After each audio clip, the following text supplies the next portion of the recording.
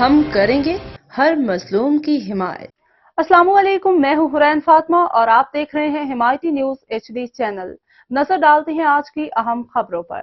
SHO Javed Abro کی شاندار کارروائی، پولیس مقابلے میں 2 ڈاکو زخمی۔ کراچی رپورٹ حاکم علی دال اسٹیل ٹاؤن کے قریب گگر پھاٹک، سسوئی ٹول پلازا اور MD کالونی کے پاس پولیس اور ڈاکوؤں کے درمیان ہونے والے مقابلے میں 2 ڈاکو زخمی ہو گئے۔ پولیس کی بروقت کارروائی کے باعث علاقے میں خوف و ہراس پھیلانے والے جرائم پیشہ افراد کو قابو کر لیا گیا۔ زخمی ڈاکوؤں کی شناخت نادر شاہ اور آصف کے نام سے ہوئی ہے، جنہیں شدید زخمی حالت میں ایڈی ایمبولینس کے ذریعے ریسکیو انچارج ریاض علی شاہ کی مدد سے اسپتال منتقل کر دیا گیا۔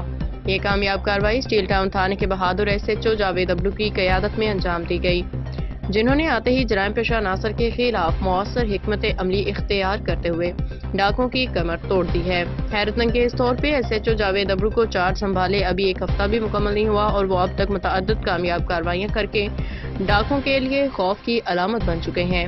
علاقے میں امن، عوام میں خوشی کی لہر۔ اس پولیس مقابلے کے بعد گلشن حدید، گگر پھاٹک، اسٹیل ٹاؤن اور پپری کے مکینوں میں خوشی کی لہر دوڑ گئی۔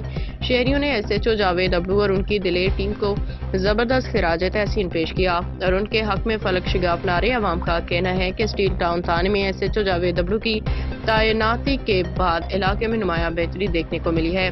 اس کامیاب آپریشن پہ عوام نے سندھ پولیس کے حق میں نعرے لگائے اور SHO جاوید ابڑو کو خراج تحسین پیش کیا۔